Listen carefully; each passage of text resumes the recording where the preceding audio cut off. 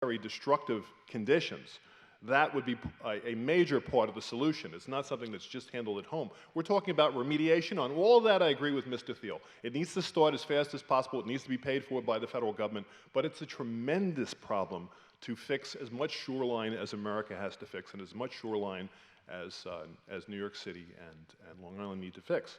So I'm proposing that you change horses, that you change horses here in your Senate, and I'm elected so that I can speak at the multiple levels and on the issues, the complex issues of changing trade and reforming trade policy so that we can influence the world and stop climate change. Thank you. I've talked about my philosophy in all the time I've been in office, and that has been, as my mother told me, God gave you 2 ears and 1 mouth.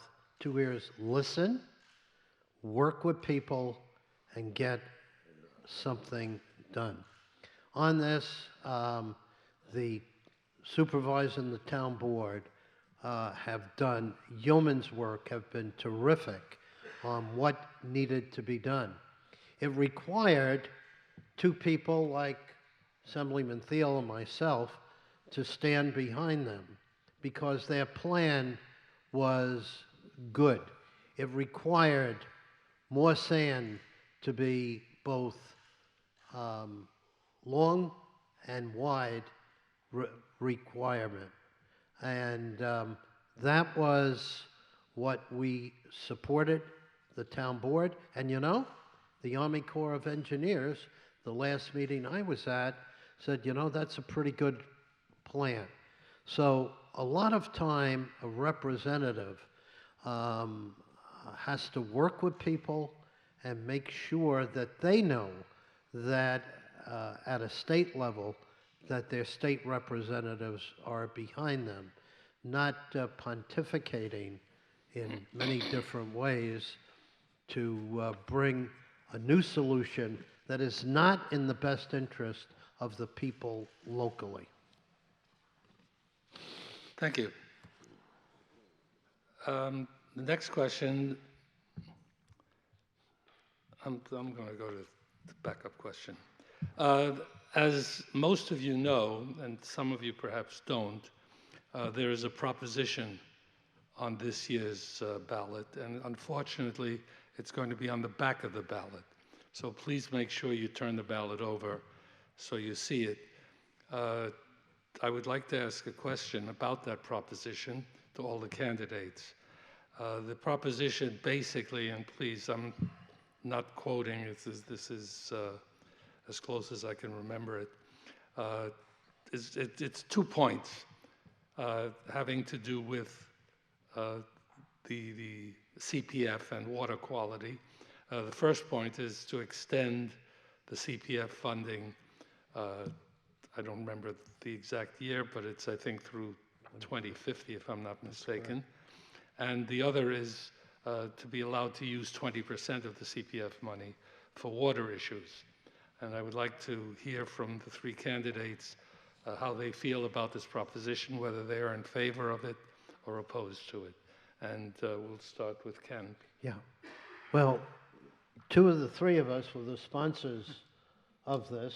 So you did a good job articulating, brings it to 2050, allows for 20% of the money to be used. We still have, and I'm glad Fred talked about this, a commitment to preservation of land. You know, as the sponsor of the Pine Barrens Preservation Act and CPF and many other things, we have to make sure we know what is going into our groundwater. And by preserving it in the way we did with the Pine Barrens, I think that's a good thing. One of the things that is very important, because we listened to what people were saying, will this mean that there's going to be more development? And there's a specific provision in the CPF that was put in that talks about this is not to be a device used to trigger more development. So I think we've talked about all of the provisions, unless I missed something, and Fred would. Well, we'll go to Greg. Thank you. I reluctantly support this bill because I think there's problems with it. First, I disagree, but my reluctance is because of the problems. I have a problem with anything that increases fees at all. Of course, what we're doing is we're kicking a debt can down the road, which is going to cost us a lot more in the long run. We haven't made sure that towns like Riverhead won't pillage these funds the way they have for their own purposes and their own choices. Even if those are good purposes, they still pillaged it and created a huge problem. That's a common event. We don't have safeguards against that. It's happening in many towns. It's happening all throughout the state when towns pillage funds. In Riverhead, it was particularly bad. They pillaged the highway fund, they pillaged the water fund, water department, which they sit on a dual capacity. Riverhead has its old water department, so that's 2 felonies when they pillaged it, not just 1, because they accepted money illegally as well. So, and they also pillaged the ambulance corps, and here's a group that raises money by contribution donation, and then they pretend like they're Robin Hood when they're really stealing from the poor box. But I have a real problem with what's happened here. As well, oversight is in the details. If you look at what's happened with LIPA and other incentives to make things better, the equipment you might get through one of their plans, a lot of times it's junk or it's last generation. So when we're talking about what equipment we're putting in as a result of water quality protection, we have to be very, very careful.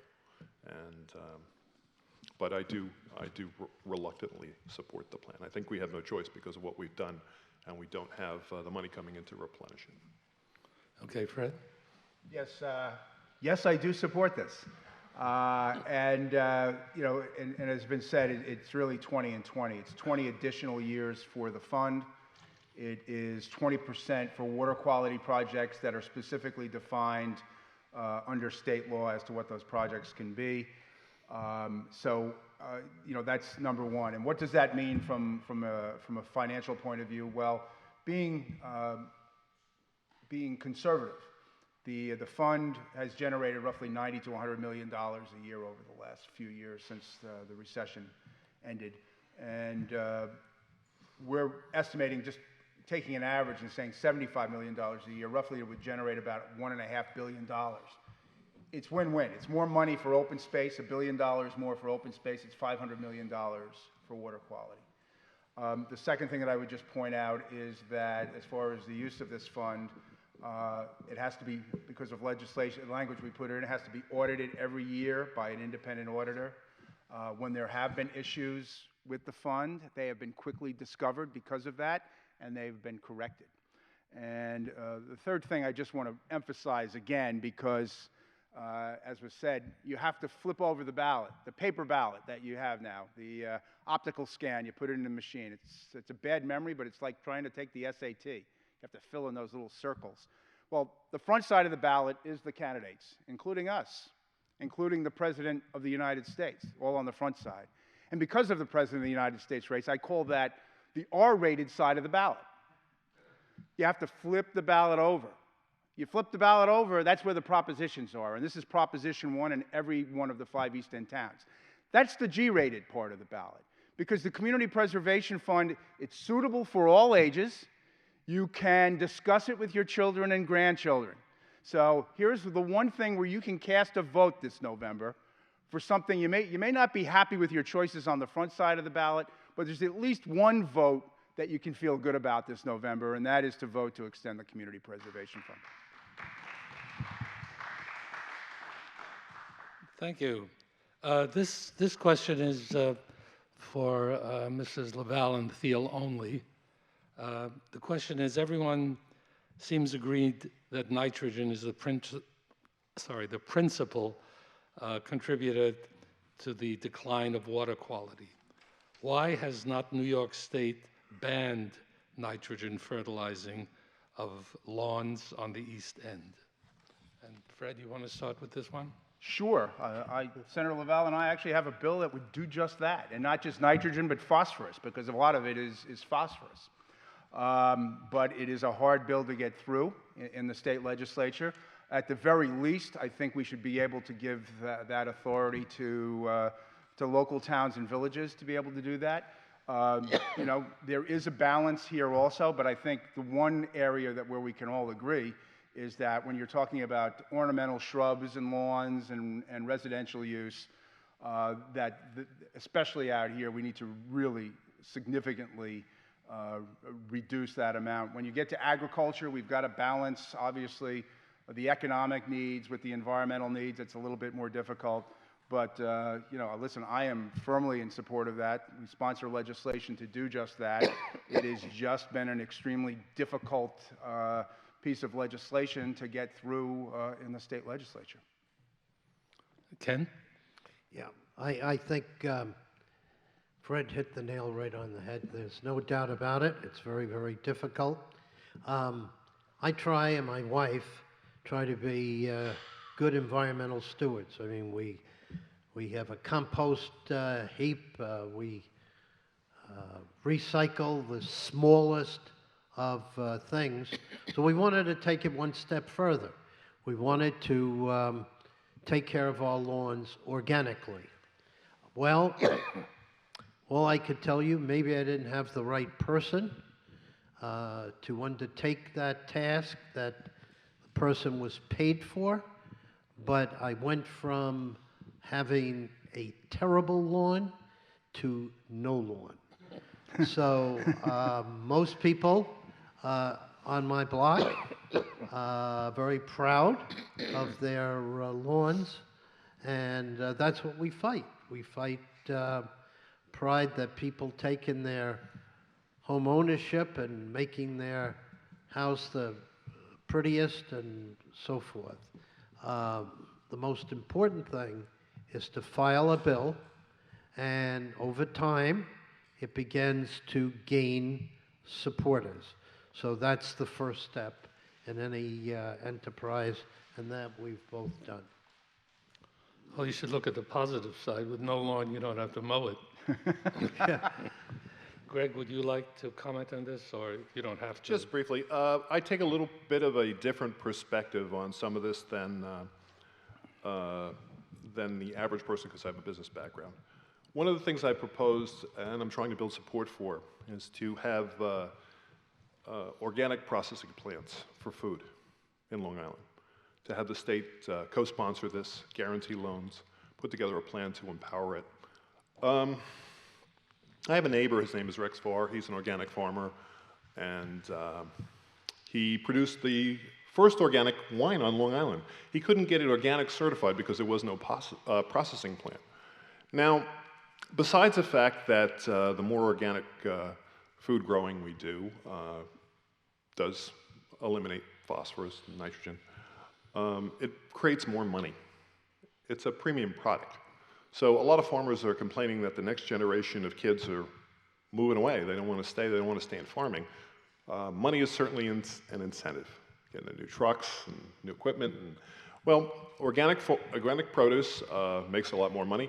Canning it, bottling it, taking those tomatoes that would normally be plowed under and making them into salsa and ketchup would certainly extend their selling season. Not necessarily the growing season, still sell the fresh produce, but extends your selling season. Partnering with celebrity chefs or coming up with local brands. That could be marketed as a cooperative like Sunkist does, like Diamond Nuts does, like many cooperatives around the country, some of which I've worked with. Will create more money for these kids and also protect our environment and stop the assault of some of the spraying we actually inhale. So I'm taking that perspective as well. Thank you. Thank you. The next question. Why can't the town provide better lighting to highlight specific walks? For example, the IGA 7-Eleven area and in the center of town. I'm not sure how much of a issue this is for you folks rather than the local authorities, but if you think you'd like to comment on it, Ken, would you like to start? Well, I think, you know, you have a town board that is very open to listening and talking to people and resolving problems. So I would say the first step to take is either speak to one of your town council members or the town supervisor or the town supervisor and one of your council members to see how you might resolve that. There is a whole philosophy that if we don't use lighting in the correct way and have it pointed in the correct way, it does cause harm in our environment. So this is something where we have filed legislation, we have voted on legislation, and there's actually a stalwart, I believe, Fred, in this town on the bright lights. Yep, there certainly is. Yeah, I mean, East Hampton has been in the forefront with dark skies, and the person you're referring to, I'll give her a plug. Susan Harder has been very much in the middle of that. But I'd like to address the question too. If Greg goes Go first. ahead. You know, and you know, we have. I guess there's maybe two aspects to this. I mean, we have been working with the town of East Hampton and the town of Southampton also, as far as the lighted crosswalks that you see in East Hampton Village. There will be 2 of those in Amagansett, 2 of those in Montauk, pursuant to funding that we generated this past year. And then there's the issue of the actual lighting of the roads. And believe it or not, even the state highways, Route 27, the responsibility for lighting is the town. So, and you know, we had an issue in Bridgehampton. You know, we have this. We want to keep it rural. We don't want this to look like Levittown with bright lights everywhere. On the other hand, you still have to balance that with public safety. And you know, there was a well-publicized fatality in Bridgehampton near the Hampton Jitney bus stop. And we are working with the town there in Bridgehampton to come up with and we've provided $700,000 of state funding to help the town provide for a more safe lighting plan. And I suspect that after Southampton does that, that's something we might be able to replicate in other downtown hamlet areas, including Montauk. Okay, thank you. Greg? Yeah, some of this is a cost-benefit analysis. Of course, you all know about LED technology. It's way cheaper to use LEDs. They last forever. They're now more commonly dimmable. So the standards have to be rewritten. You can have dimmable lot lighting and walk lighting. You can pick the colors. So you can do artistic things with them. You can make them softer on your eyes. This is something not just for experts to review, but something that can be added to your local public hearing as to what colors you prefer and what kinds of settings, certain colors, parts of the spectrum for parking lots versus walkways versus road lights. But nobody should get any of this other technology, fluorescent, incandescent, mercury vapor, et cetera. There's a whole litany of lighting things that need to be replaced. It's not cost effective. The business answer is throw it in the garbage and go forward with better technology. So that needs to be added to your local decision process. Okay. I think we've come to the point where you folks each have the opportunity for a closing statement. And I think we'll start with you, Fred. Well, first of all, again, thank you to CCOM for sponsoring this debate. And thank you to all of you that remained and missed the first half of the Giant game. Thank you for being here to listen to us. We appreciate it. I'm going to basically have 2 things to say in my closing. And one is a story I tell basically at the end of every campaign I run in. And it's the story of Tip O'Neill and the first time he ran for the House of Representatives. Day after election, he ran into a neighbor of his, Mrs. Flanagan, who he had cut her grass, shoveled her snow in the wintertime, done everything for Mrs. Flanagan. So the day after the election, he walks up to Mrs. Flanagan and said, did you vote for me yesterday, Mrs. Flanagan? And she tells Tip, well, no, Thomas, I didn't. And he's like, he really is taken aback. And he said, well, why not? He says, you didn't ask me. So that's a mistake I never make. am asking for your vote on November 8th. And again, on the front of the ballot, you have to go all the way to the right, all the way to the end for the assembly race. It's the only place in this campaign where you will find me to the right of Donald Trump is on the ballot. Then I ask you to flip the ballot over again and remember to vote yes on Proposition 1, which is the Community Preservation Fund. I ask for your support for myself, and I ask for your support for the Community Preservation Fund. And thank you again for the honor of representing you in the State Assembly. Thank you. Thank you. Greg? I'm not going to steal Mr. Thiel's story, but I'm going to ask for your vote also. So one of the things I do is I'm semi-retired, and I work with SCORE, Service Corps Retired Executives, Small Business Administration, U.S. Department of Commerce, and I take people off unemployment and put them into business. I do that for free. And I believe that this public service, being a state senator, is really no different. And I've done a lot of service and done a lot of things on behalf of taxpayers across the years. The judges and the legislators are now asking for a 47% increase. I'm opposed to that. And I'm going to repeat what I told the newspapers. I said, if elected, I'm going to do this for free. I'm going to give my salary every week back to either the taxpayers or a bona fide not-for-profit at the suggestion of the taxpayers as to which would be the best. And that would probably vary, not be the same every week. But I'm doing this for patriotic reasons. I'm not doing this for partisan reasons. I'm not doing it for personal reasons. I'm doing it because I believe I have something unique to offer here in terms of the future of the district and the future of the state. I'm the only one that you've ever heard of that's been out there actually being a whistleblower, correcting errors, integrity problems, and law breaking on both sides of the aisle. The only one in the state of New York. So that's what you get here. You get somebody who will be impartial and will represent everybody. Thank you very much, and please vote for me on November 8th. Thank you. Ken?